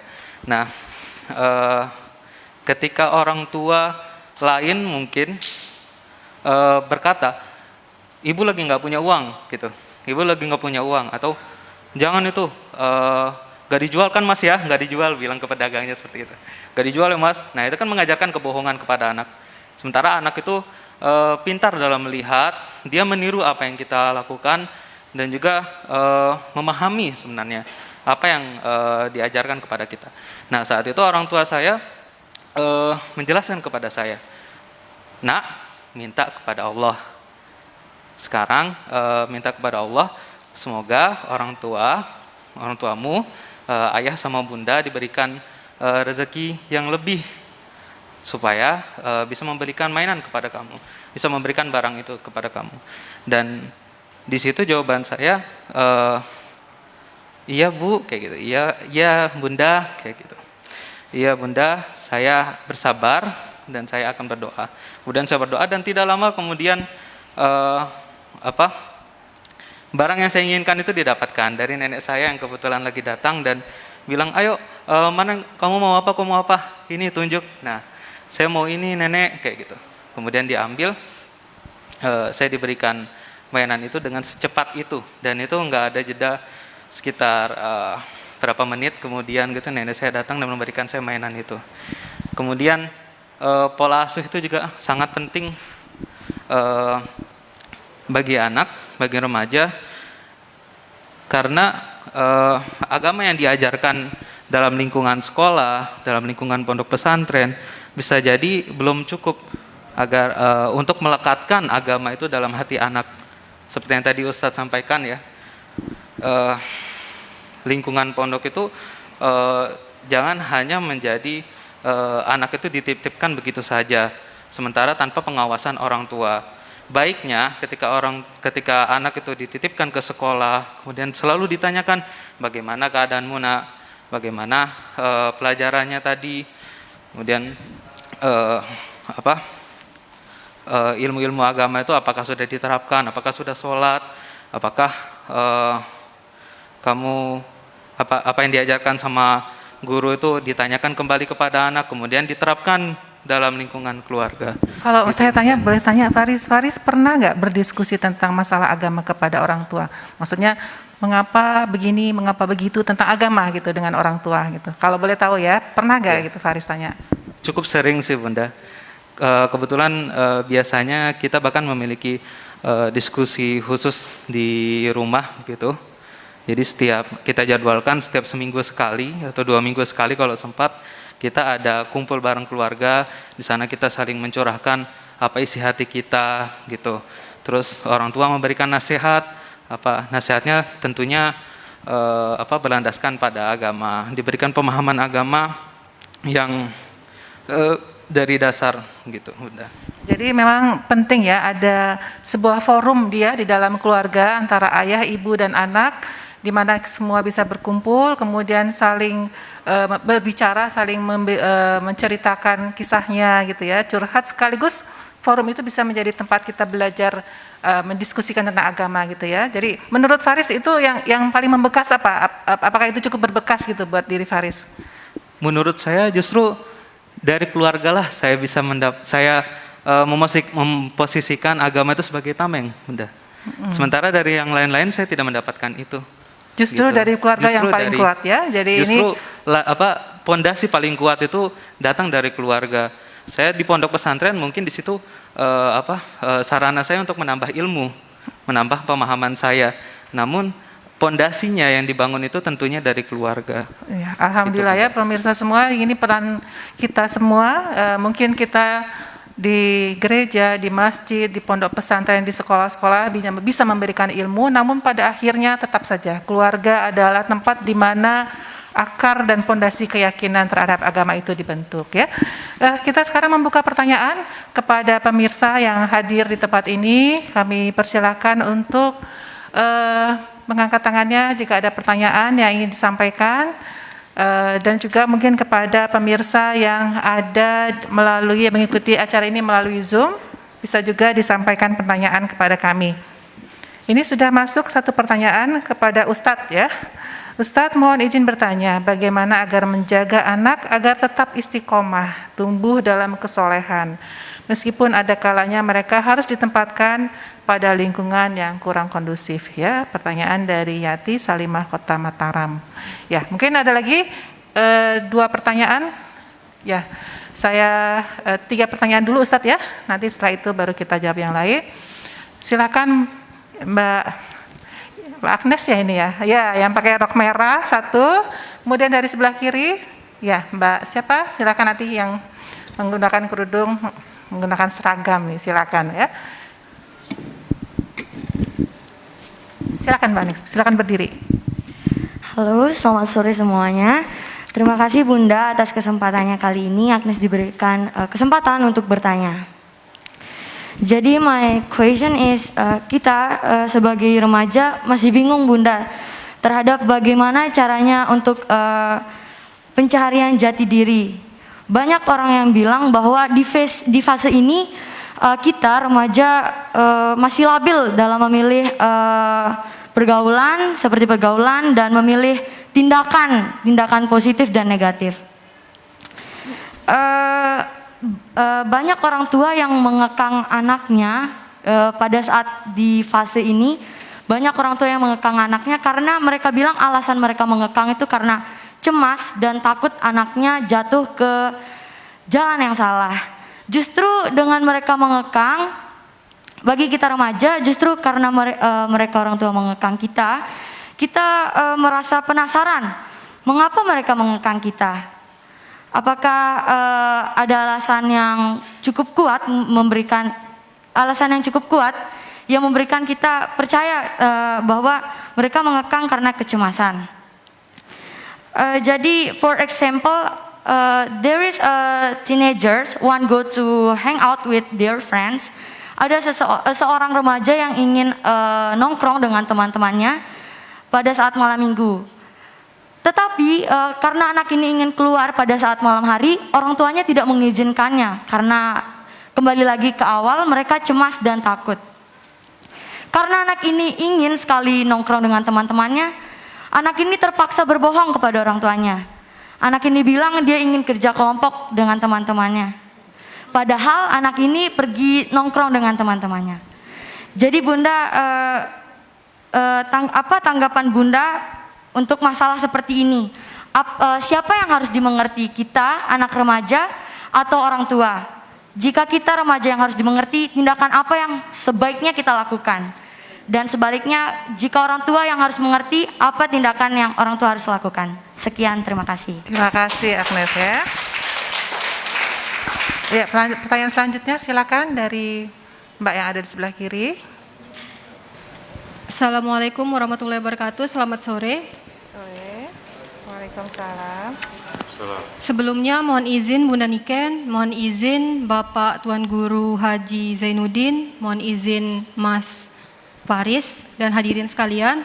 Sebelumnya terima kasih atas kesempatan yang diberikan kepada saya untuk bertanya. Jadi di sini yang ingin saya tanyakan ialah seperti yang kita ketahui bahwa remaja itu sangat rentan dengan overthinking. Jadi mencemaskan atau mengkhawatirkan sesuatu yang belum tentu terjadi seperti itu. Dan overthinking ini bisa disebabkan banyak hal, bahkan faktor keluarga, pertemanan, pendidikan, maupun masa depan seperti itu. Dan overthinking ini pun, pemikiran-pemikiran yang buruk seperti ini, kadang justru muncul pada saat iman kita, menurut kita sedang stabil seperti itu. Yang ingin saya tanyakan di sini, apa yang harus kita lakukan ketika kita dalam posisi seperti itu? Dan apakah ada yang salah dengan iman atau keyakinan kita sehingga kita masih berpikir hal-hal negatif padahal kita yakin bahwa sesuatu sudah digariskan oleh Tuhan Yang Maha Esa seperti itu. Terima kasih. Ya, terima kasih ya Mbak. Mohon maaf namanya siapa tadi? Teresia. Teresia dari Lombok Barat. Lombok Barat ya. Terima kasih Mbak Teresia. Sama-sama. Ya. Ustadz, tadi sudah ada 3 pertanyaan ya. Yang pertama dari Ibu Yati dari Salimah Utara mengenai bagaimana mempertahankan kesolehan anak dalam lingkungan yang tidak mendukung. Yang kedua tadi tentang kegalauan Agnes ya, tentang bagaimana antara keinginan tahuan para remaja dengan larangan orang tuanya gitu ya. Mau nongkrong tapi nggak boleh gitu, padahal pengen tahu rasanya bagaimana sih nongkrong itu gitu ya. Kemudian yang ketiga dari Mbak Teresia tentang bagaimana mengelola berpikir yang agak berlebihan ini gitu ya. Padahal rasanya imannya baik-baik saja, tapi dia memiliki overthinking. Jadi agak-agak berpikir ada jangan-jangan begini, jangan-jangan begitu gitu ya. Nah, seperti itu. Mungkin bisa dijelaskan oleh Ustadz, silakan. Ya, terima kasih. Saya Bunda mohon izin. Mungkin yang pertama ya fokus ini tentang menjaga keistiqomahan anak kita di lingkungan yang kurang kondusif. Contoh Ibu ya, Bapak-bapak, Ibu-ibu mungkin nanti dari Bapak Pendeta, Pendada dan Bapak Pastor, Ibu Pendeta mohon maaf, dan Bapak Pastor nanti bisa ditambahkan. Untuk kita yang Muslim, Ibu, contohnya syukur ya kalau anak kita sewaktu dekat dengan orang tua, waktu SMP dan SMU-nya rajin sembahyang. Nah kemudian alhamdulillah lulus Bu keluar kota, di luar Lombok, di Undip ya, atau di ITB, di UGM. Gimana supaya istiqomah? Jangan-jangan itu anak rajinnya apa Bunda? Cuma takut sama orang tua aja. Gitu ya. Ibu yang lebih khawatir lagi, yang masih dekat dengan orang tua, dia tidak rajin apa Bu? Sembahyang, apalagi kalau dia apa? Jauh. Makanya sering sekali lagi kami sampaikan kembali ya, seperti yang disampaikan oleh Bapak Pedanda, kemudian Ibu Pendeta dan Bapak Pastor, hampir semua kita sepakat bahwa lingkungan keluarga sangat apa Bu? Sangat dominan. Walaupun tentu tempat sembahyang kita di masjid, ya di pura dan yang lainnya, itu harus ada pembinaan. Bahkan saya tertarik dengan Ibu Pendeta tadi, bahwa ada pembinaan khusus untuk para pemuda, para remaja, agar mereka bermanfaat di lingkungannya. Di kami Ibu ada pesan Nabi, Ibu-ibu ya, perumpamaan seorang Muslim itu ibarat lebah. Ibu ada dua nih lafadznya Bunda ya, mohon maaf di hadis itu. Ada nakhlah pakai kho Bu ya, pakai titik, nakhlah pohon kurma. Ada juga nakhlah nggak pakai titik, ha. Jadi artinya lebah. Dua-duanya itu sifat orang beriman. Nabi menyatakan sifat orang beriman itu dengan suatu pohon yang bermanfaat seluruhnya. Kalau kita Bunda mungkin pohon kelapa lah. Seluruh apa yang di pohon kelapa itu bermanfaat tidak Bu? Bermanfaat, dari tetaringnya, dari pelepahnya, dari dahannya, dari apa? Pangkalnya ya untuk rumah, apalagi buahnya. Jadi semua kita bermanfaat. Di hadis yang lain, jadilah kalian seperti lebah. Tuh hadirin, lebah tidak hinggap kecuali di tempat yang bersih. Lagi-lagi Bu yang bertanya tadi, Ibu di pemirsa Ibu ya, mungkin bisa disampaikan dan mungkin insya Allah didengarkan ini, yaitu cari lingkungan. Makanya kami kalau ada pengajian ibu-ibu, bapak-bapak di masjid kah atau di majelis taklim, ibu bapak pesan ya ke anaknya, kalau bisa mah datang sendiri kita, ya melihat di mana kosnya itu, di mana bakalan anak kita bertempat tinggal. Bahkan sebagian kami pengajian di beberapa perguruan tinggi itu di sini pesan, ya kalau bisa yang Muslim mohon maaf dekat-dekat dengan masjid deh, ya kosnya, supaya nanti kedengaran adzan langsung bangun. Yang kedua apa Bu? Ini supaya istiqomah. Cari teman yang baik. Ya, yang sekamarnya berdua, bertiga, berempat, yang rajin sembahyang. Kalau kita agak kesiangan mesti dibangunkan. Ini tidak. Kadang-kadang Bapak Ibu. Makanya fenomena, mohon maaf Bu ya, pada yang lain, sebagiannya yang di pondok pesantren, mohon maaf ya, itu karena merasa terikat Bunda ya, begitu keluar kayak burung lepas dari sangkar, bebas aku katanya begitu, ngapa-ngapain begitu, mengalami kekagetan zaman, kekagetan lingkungan. Mohon maaf Ibu, kita kan di pondok dipisah laki perempuan Bu ya. Begitu kos kiri kanan laki perempuan, di kelas perempuan. Begitu. Nah sehingga mohon maaf, dan terus istiqomah belajar agama. Ya, yang lurus tentu. Ya, ada pengajian-pengajian, diikuti pengajian itu. Itu untuk menjaga keistiqomahan. Jadi faktor pertama adalah bagaimana Ustaz kalau dia jauh dari orang tua? Cari tentu sekali lagi lingkungan yang baik, tempat kosnya. Kemudian yang kedua, tetap istiqomah melanjutkan apa Bu? Kajian-kajian agama. Dan yang paling penting nasihat dari kita, mohon maaf Ibu, tadi ya kata nanti Ibu Bunda yang jawab ya, Mbak yang tadi. Apakah orang tua harus dimengerti Bu ya? Atau anak muda, kan itu Bu ya. Yang kejadian di mana Bu? Di Jepara. Halo Ibu, kejadian di Jepara, itu ada anak umur 17 tahun kan nganggur, makanya Bapak Ibu, jangan nganggur, anak kita tuh jangan nganggur. Nanti dia bete, boring, bosan. Boring, bosan tuh stres, gampang tersinggung orang nganggur itu. Jangan nganggur, apa aja. Mau jadi tukang kayu kayak tukang bangunan, begitu ya. Yang penting dia kerja, apalagi sekarang mah banyak online itu. Anak-anak kecil bisa berbisnis itu. Bu, dia nonton TV terus, tiap hari ibunya bosan. 17 tahun umurnya. Lulus SMP enggak SMU. Nah, coba tuh kamu kerja udah berapa tahun? 5 tahun nganggur. Kamu nganggur, kerjaan main game, nonton TV terus kamu. Coba kerja apa aja, yang penting kamu keringatan. Bukan untuk ibu, untuk kamu. Nah, tadi kata Bapak Pedande. Ada fasenya nanti Bapak bekerja untuk menafkahi anak dan istri kemudian berkeluarga. Betul itu Pak. Di kami ditekankan sekali, tidak boleh ada nganggur Bu, umat Islam itu. Walaupun tidak harus bekerja yang mewah, yang bagus. Ya ini semua pada PNS semua, bukan terbatas. 4.000 yang terima 400. Mau kemana itu yang 3.600-nya? Semua pada. Sehingga mohon maaf banyak gengsinya. Tahu Ibu ya, mohon maaf mau sedikit Bunda. Ini kejadian di Jepara. Marah ini Ibu tuh, begitu tuh Mbak ya. Ini udah tua Ibu marah, nanti makin tua loh, cepat mati loh, katanya gitu.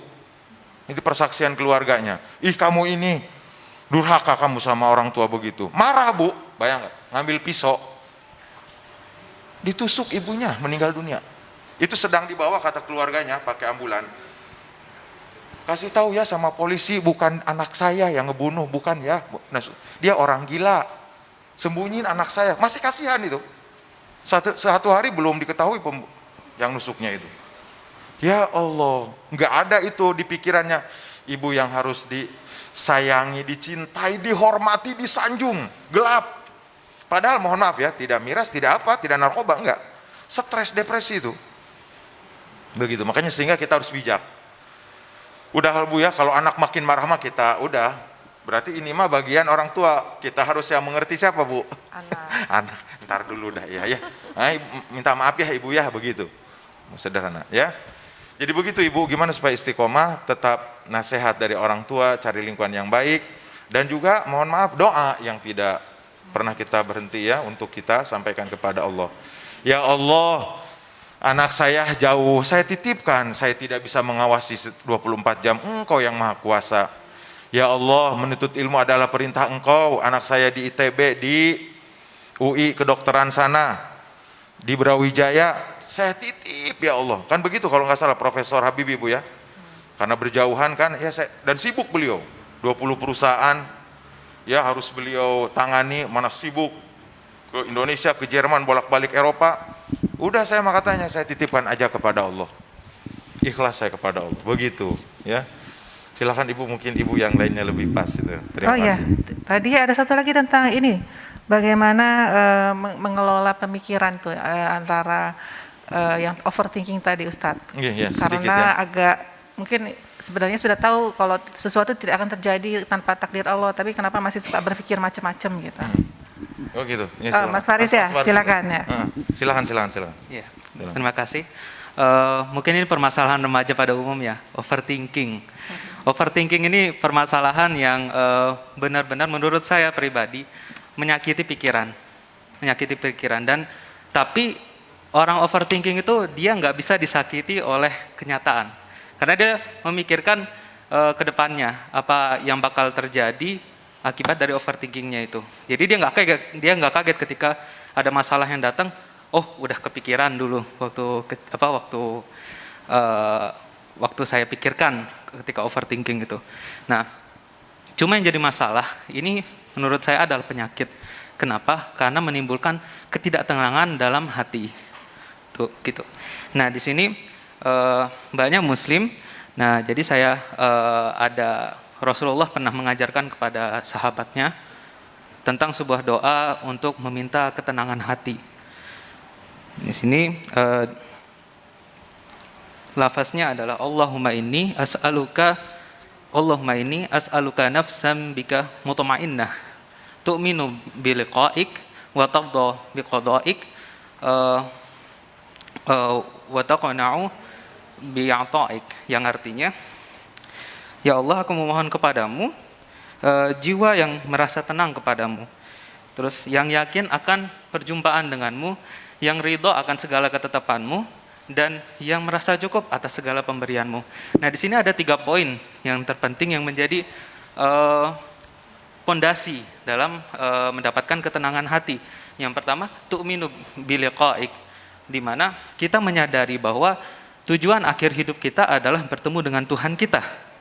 Nah, di sini ketika kita mementingkan, ketika kita memposisikan Tuhan sebagai zat yang terpenting, sebagai tujuan utama kita, maka kita tidak akan memusingkan apa kata orang lain, kita tidak mengkhawatirkan apa yang orang lain katakan kepada kita, kemudian kita tidak juga merasa khawatir tentang bagaimana pandangan orang lain kepada kita. Bahkan itu sampai-sampai membuat kita lupa bagaimana pandangan Tuhan kepada kita. Begitu. Jadi yang terpenting adalah bagaimana kita meyakini bahwa tujuan akhir kita itu adalah Tuhan. Nah, kata innalillahi wa inna ilaihi rajiun sendiri itu kan bukan hanya sekedar membicarakan rumus tentang terkena musibah atau kematian begitu, tapi ini juga rumus tentang hidup, di mana innalillahi yaitu semua dari Allah, dan wa inna ilaihi rajiun, dan semuanya akan kembali kepada Allah. Begitu. Kemudian yang kedua adalah Watardha biqada'ik, ya ini jiwa-jiwa yang selalu ridho atas segala ketetapan Tuhannya. Yang mana orang beriman itu kalau dia diberikan menerima takdir yang telah ditetapkan kepada Tuhannya, maka dia akan menerima itu. Di mana karena dia yakin bahwa Tuhan itu Maha Penyayang dan Tuhan itu tidak mungkin memiliki sifat yang zalim kepada hambanya. Nah, dari itu kemudian dia dapat menikmati yang namanya keindahan dalam setiap takdir yang diberikan kepadanya. Nah, di sini kalau kita lihat orang yang terkena gangguan jiwa gitu ya, ini kan masih satu ranah ya, penyakit pikiran sama gangguan jiwa. Nah, kalau kita lihat orang yang gangguan jiwa itu mungkin penyebabnya lain-lain. Ada yang stres, depresi, ada yang misalnya ditinggalkan hartanya, tiba-tiba dia dijebak atau apa. Tapi rata-rata akar permasalahannya sama, ya. Ini dia tidak bisa menerima apa yang sudah ditetapkan kepadanya. Setuju? Nah, kemudian di sini dan orang-orang yang beriman itu tidak begitu cara mainnya. Nah, di sini Ali bin Abi Thalib pernah berkata begitu, ketika aku meminta kepada Allah dan tidak dikabulkan, dan Allah mengabulkan apa yang aku minta, maka aku senang. Dan namun apabila Allah tidak mengabulkan apa yang aku minta, maka aku sangat senang. Kenapa? Karena yang pertama itu adalah pilihanku, dan yang kedua adalah pilihan Allah, dan Allah pasti tahu apa yang terbaik buat kita. Dan yang ketiga, terakhir adalah wa taqna'u bi'ata'ik, yaitu merasa cukup atas apa yang diberikan. Karena sejatinya kan manusia itu memiliki sifat yang tidak pernah merasa cukup atas apa yang telah diberikan kepadanya. Begitu. Nah, itulah mengapa sebenarnya orang yang kaya itu sejatinya bukan orang yang banyak duitnya, orang yang besar penghasilannya, namun orang yang keinginannya itu lebih sedikit ketimbang penghasilannya. Jadi dia akan selalu merasa cukup atas apa yang diberikan, dan dia menikmati pemberian dari Tuhan itu. Wah ya, ini ya banyak sekali, ini bermanfaat sekali nih masukan dari Mas Faris ya. Mungkin ada masukan juga untuk Mbak Agnes, Mas Faris, dari sisi anak. Mungkin tadi dikatakan anak memahami orang tua atau orang tua memahami anak. Kalau dari Mas Faris ngeliatnya gimana? Kalau dari saya pribadi dua-duanya ya. Karena ya ini jalur tengah yang paling aman sebenarnya.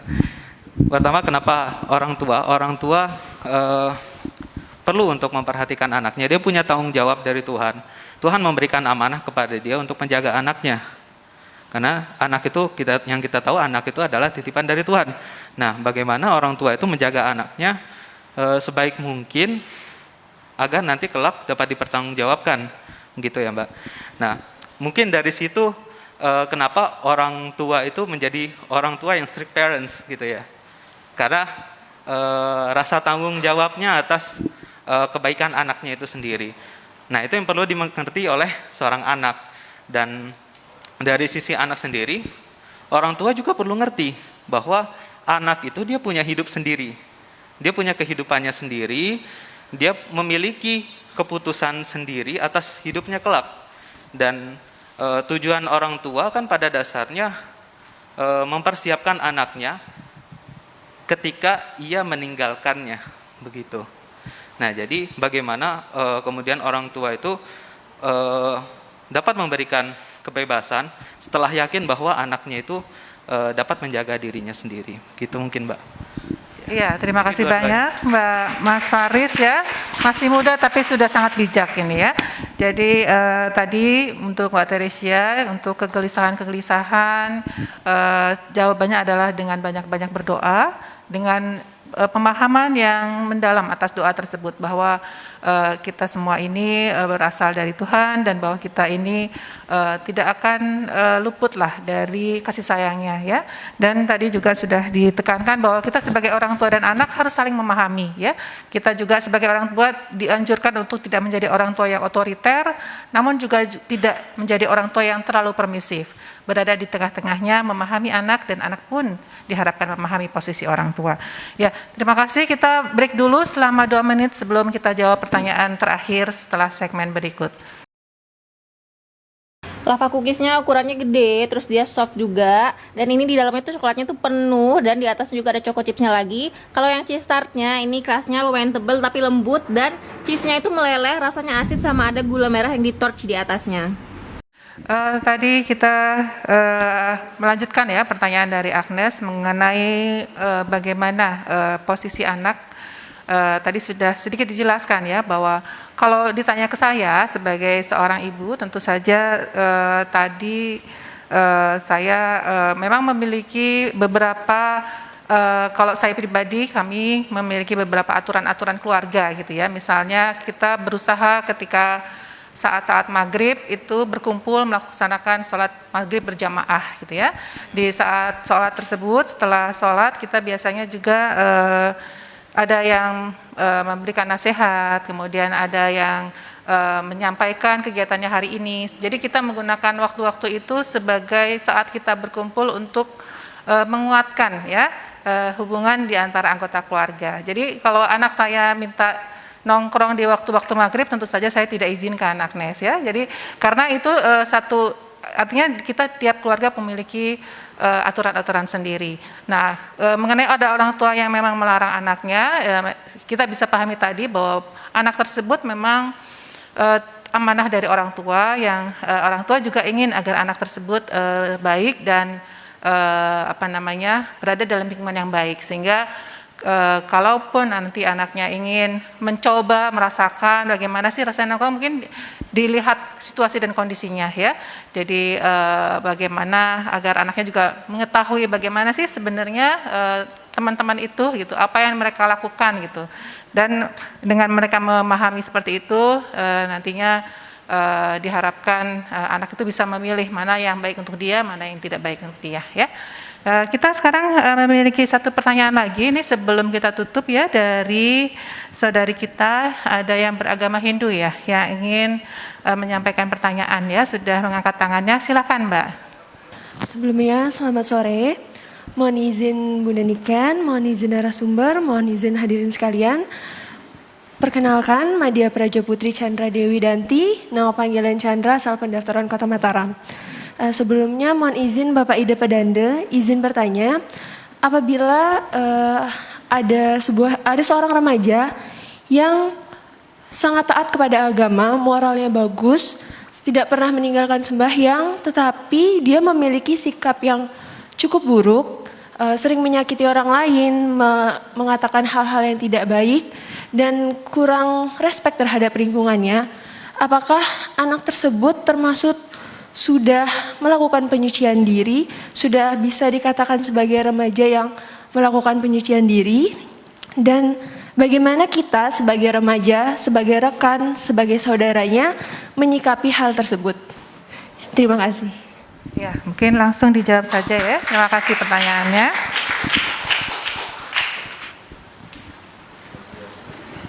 Bagaimana anak yang rajin secara spiritual di rumahnya, sembahyangnya bagus misalnya, seperti pertanyaan tadi itu, tapi perilakunya tidak sesuai dengan spiritualnya itu, akhlak sehari-hariannya, misalnya bisa menghina orang lain, berperilaku yang sadis misalnya.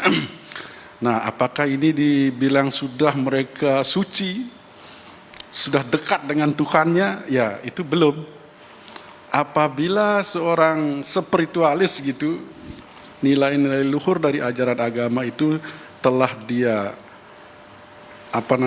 praktekkan di dalam dirinya, telah dia rasakan begitu. Kebenaran-kebenaran Tuhan itu sendiri, Ida Sang Hyang Widi Widi, yang tertuang dalam kitab suci Weda kalau di Hindu, sudah diresapi, tentunya akan membuat perilakunya lebih baik, akan membuat contoh-contoh yang baik di dalam masyarakat, di dalam pergaulan gitu. Bisa menasihati temannya sendiri, tidak dia harus berkata-kata yang menghina orang, seperti di agama Hindu itu. Kuncinya di agama Hindu itu, apabila spiritual tinggi, justru perilakunya itu harus baik. Disebut kuncinya adalah Trikaya Parisuddha, itu saja, itu kelihatan. Berbicara yang baik, berpikir yang baik, dan berperilaku yang baik. Itulah kuncinya. Apabila sudah melakukan yang tiga itu, berarti mereka sudah tersucikan jiwanya, rohaninya begitu. Kuncinya menjalankan Trikaya Parisuddha, dia akan terlihat di dalam perilaku sehari-hari. Kalau yang seperti tadi itu memang belum tersucikan jiwanya, belum menemukan jati dirinya begitu. Perlu mereka bergaul, berdialog, makanya belajar agama menurut agama Hindu itu tidak boleh belajar sendiri gitu. Harus ada teman dialog, harus ada guru yang membimbing gitu. Tidak boleh membaca buku sendiri, nanti menafsirkan sendiri, bisa salah tafsir gitu. Salah tafsir itu bisa menjadi orang radikal nanti gitu. Makanya harus ada teman dialog, ada guru yang tempat bertanya gitu. Makanya ada UPDC sebutnya, bertanya, berdialog sama sang guru, duduk dekat bersama sang guru gitu, mendengarkan ajaran-ajaran sang guru. Setelah itu menyesuaikan ajaran sang guru itu dengan sosial, lingkungan gitu. Memberikan contoh-contoh yang terbaik. Semua ajaran agama itu sesungguhnya mengajarkan kebaikan. Tujuan agama itu agar kita semua sadar bahwa kita ini makhluk ciptaan Tuhan. Ada 4 pertanyaan, malah 6 pertanyaan di dalam diri kita, pertanyaan spiritual. Dari mana aku? Siapa aku? Mengapa aku di sini? Di bumi ini, apa yang aku akan perbuat? Kemana aku? Apa yang akan kubawa gitu. Nah, siapa aku? Aku ini adalah roh. Roh yang lahir ke dunia ini. Dari mana aku ya? Dari Tuhan itu sendiri. Diciptakan. Mengapa aku di sini? Aku di sini untuk memperbaiki, untuk berbuat kebajikan sesungguhnya di dunia ini. Ya, dengan cara bersosial masyarakat, membantu teman, sembahyang yang rajin begitu. Kalau berprofesi menjadi pekerja yang disiplin. Kalau menjadi guru yang baik gitu. Dengan tugas-tugasnya. Nah, kemana aku? Aku akan kembali kepadamu, kepada Tuhan. Apa yang aku bawa jelas, kita akan membawa dua karma gitu. Ada perbuatan baik dan perbuatan yang tidak baik yang kita bawa. Nah, itulah perlunya kita setiap hari menyucikan roh kita ini, karena dia masuk dalam kegelapan. Kita memiliki dua. Kadang-kadang kita lupa. Manusia itu memang di sana kendalanya banyak lupanya kita. Banyak lupa karena sudah umur tua bisa kita banyak lupa. Nanti saja bisa dibuktikan nanti umur 90 sudah mata rabun. Teman kadang-kadang tidak bisa terlihat gitu. Nah, di sana lupa kita banyak. Mungkin itu jawaban dari Anda. Semoga bisa puas gitu. Ya, jadi intinya kita belajar agama lagi, Mbak. Semoga pemahaman agama yang menyeluruh menjadikan keberagaman itu tidak hanya spiritualitas, tapi juga menjadi action dan perilaku nyata.